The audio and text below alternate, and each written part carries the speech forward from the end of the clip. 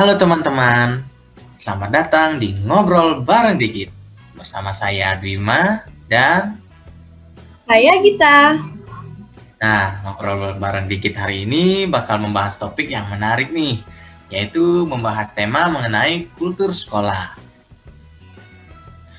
Kultur sekolah merupakan tema yang sangat relevan bagi kita, khususnya yang merupakan calon-calon tenaga pendidik di masa yang akan mendatang. Nah, menurut Gita nih, kira-kira apa sih kultur sekolah itu? Jadi gini Dwim, kultur sekolah itu adalah tradisi atau kebiasaan yang dilakukan oleh seluruh warga sekolah yang terkait oleh tindakan baik atau buruk. Ya, benar banget teman-teman. Jadi seperti yang kita bilang tadi, kultur sekolah itu nggak cuma ada yang positif, tetapi ada juga yang negatif. Dan kita perlu ketahui bahwa tiap-tiap sekolah pastinya memiliki kultur sekolahnya masing-masing. Dan tentunya berbeda dari satu sekolah dengan sekolah lainnya. Hal seperti yang kamu bilang tadi, kira-kira sepenting itukah kultur sekolah dan apa sih pengaruhnya? Nah, jadi gini, Git. Kultur sekolah itu merupakan hal yang sangat penting karena kultur sekolah dapat mempengaruhi semua aspek kehidupan yang ada di dalam sekolah, termasuk kepada pendidik dan peserta didik. Jadi, kultur sekolah itu berpengaruh terhadap bagaimana pendidik berhubungan dan bekerja sama dengan semua warga sekolah, dengan sesama pendidik, peserta didik, orang tua peserta didik, pegawai tata usaha sekolah, dan juga kepada masyarakat. Nah, selain itu, nilai-nilai sosial yang ada dalam kultur sekolah sangat berpengaruh terhadap bagaimana sekolah dalam menghadapi masalah sekolah dan sekaligus memecah masalahnya termasuk masalah hasil belajar peserta didik.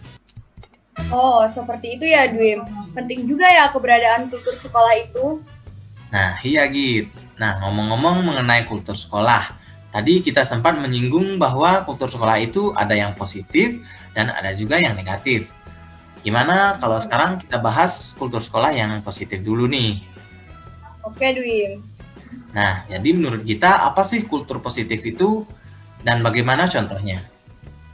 Jadi gini Dwim, kultur positif itu adalah kebiasaan baik yang sudah ditanamkan sejak dulu untuk seluruh warga sekolah yang bertujuan untuk mewujudkan perilaku atau tindakan yang baik.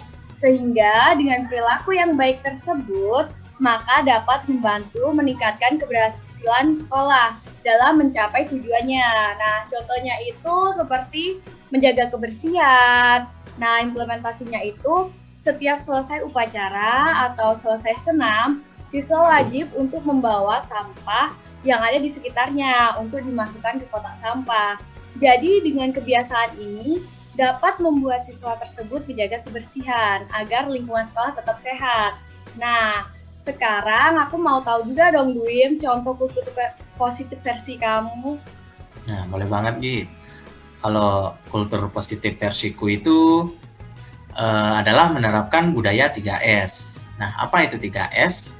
3S itu adalah senyum, salam, dan sapa. Budaya 3S ini dapat menciptakan lingkungan sekolah yang nyaman dan ramah. Selain itu, dengan penerapan 3S dapat memberikan energi positif kepada masyarakat sekolah seperti guru, teman-teman sekolah, staf-staf sekolah, maupun orang yang berada di lingkungan sekolah. Nah, dengan senyum kita bisa membangun komunikasi yang baik dengan orang-orang di lingkungan sekolah. Dengan salam dan sapa dapat menunjukkan rasa hormat. Maka dari itu, secara tidak langsung kultur sekolah 3S ini dapat menciptakan masa depan bangsa yang bermoral dan berbudi pekerti. Jadi seperti itu, Git. Wah, menarik juga ya kultur positif. Di samping itu juga ada banyak manfaat yang bisa didapatkan atau menerapkan kultur sekolah yang positif kan, Dwim? Benar banget, Git. Nah, tadi kan kita sudah membahas kultur sekolah yang positif. Sekarang kita akan membahas kultur sekolah yang negatif. Menurut kita, kultur sekolah yang negatif itu apa dan bagaimana sih contohnya? Nah, kultur negatif itu adalah kebiasaan buruk yang selalu dilakukan terus-menerus oleh seluruh warga sekolah yang dapat menumbuhkan perilaku yang tidak baik. Nah, contohnya itu seperti banyak jam pelajaran yang kosong, siswa takut berbuat salah, siswa takut bertanya, kompetisi yang tidak sehat di antara siswa, perkelahian antar siswa atau antar sekolah, dan kegiatan yang merugikan siswa, Dwi. Nah, ngomongin tentang kultur negatif. Coba kita ambil satu contoh kegiatan merugikan siswa dalam kultur negatif tersebut, yaitu penyalahgunaan kegiatan MOS yang seharusnya menjadi tempat peserta didik untuk mengenali lingkungan sekolahnya, tetapi malah digunakan sebagai ajang balas dendam yang di dalamnya biasanya berisikan kegiatan-kegiatan yang tidak berperikemanusiaan, mengandung kekerasan ataupun penindasan. Nah, coba kamu lihat kasus ini, Git. Oke, Dwi.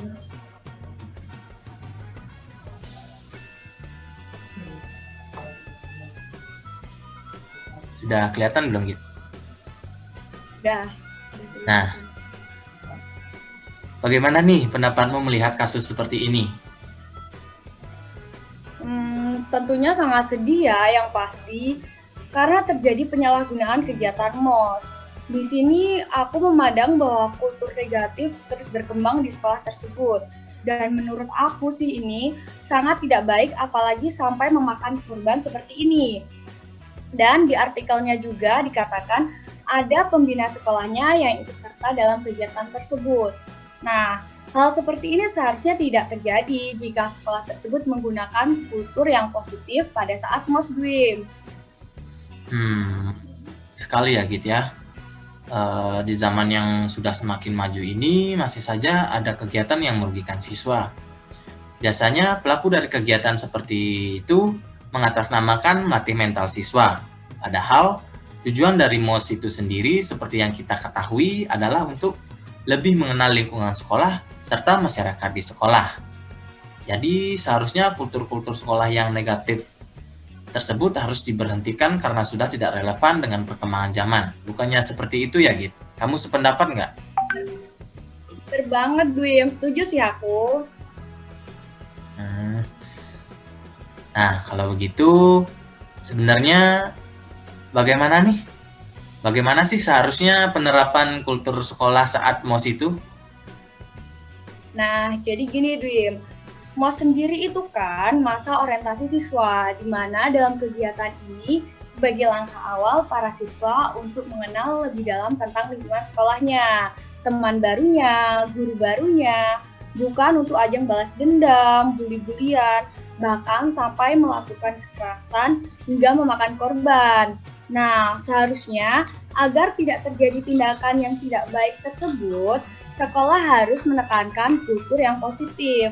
Nah, contohnya itu seperti mengajak siswa untuk berlatih ketertiban, seperti mengajak peserta didik baru untuk berlatih baris berbaris, sehingga membuat peserta didik merasa mendapatkan ilmu yang baru dan dapat melatih kerjasama antar siswa, sehingga relasi pertemanan peserta didik dapat tumbuh dengan baik, Dwi.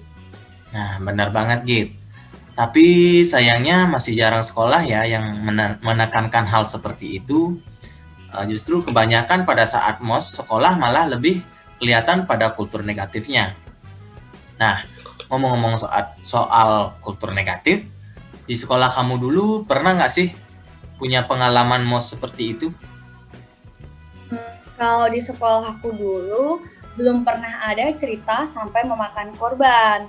Tapi menurutku, sekolah aku dulu juga ketika MOS ada kegiatan, di mana itu sangat tidak baik ya untuk dilakukan. Contohnya itu seperti memakan satu permen secara bergantian.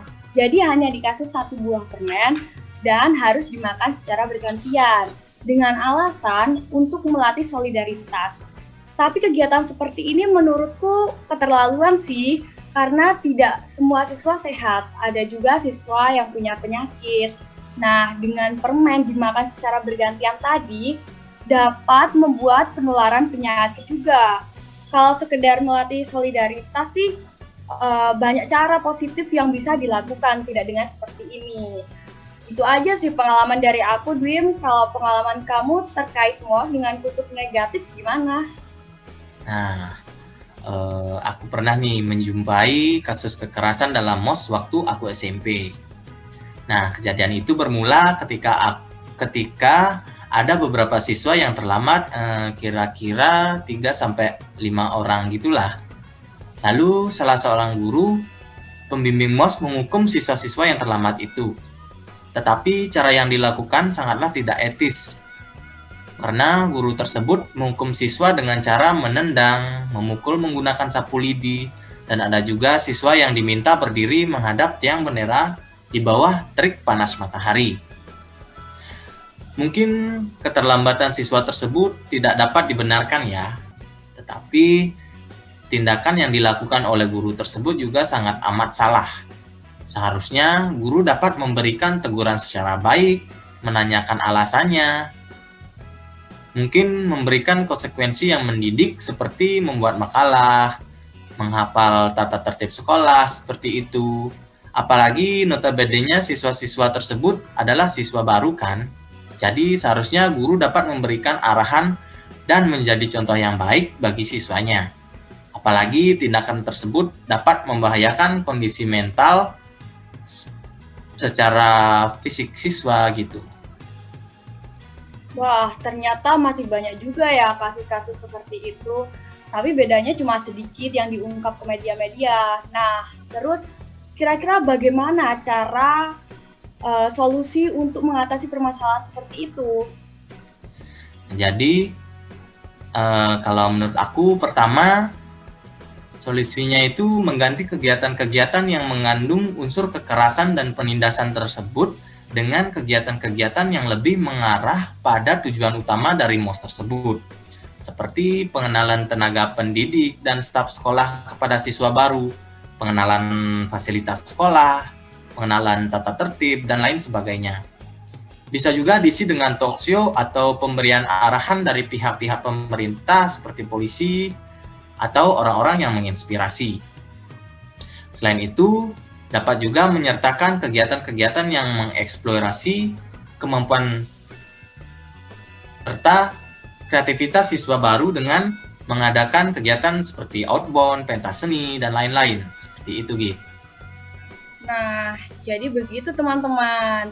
Bagi teman-teman yang nantinya ingin menjadi tenaga pendidik atau ikut serta dalam kegiatan seperti MOS itu tadi, kegiatan-kegiatan yang disampaikan oleh Bima dapat jadikan alternatif agar kegiatan MOS dapat memberikan manfaat positif dan menciptakan tujuannya dengan benar. Nah, jadi setelah kita berbincang-bincang membahas kultur sekolah, apa sih poin penting atau kesimpulan yang dapat diambil dari pembahasan kita kali ini? Nah, jadi gini, kultur sekolah merupakan suatu kebiasaan yang dilakukan oleh seluruh warga sekolah yang terkait oleh tindakan baik atau buruk.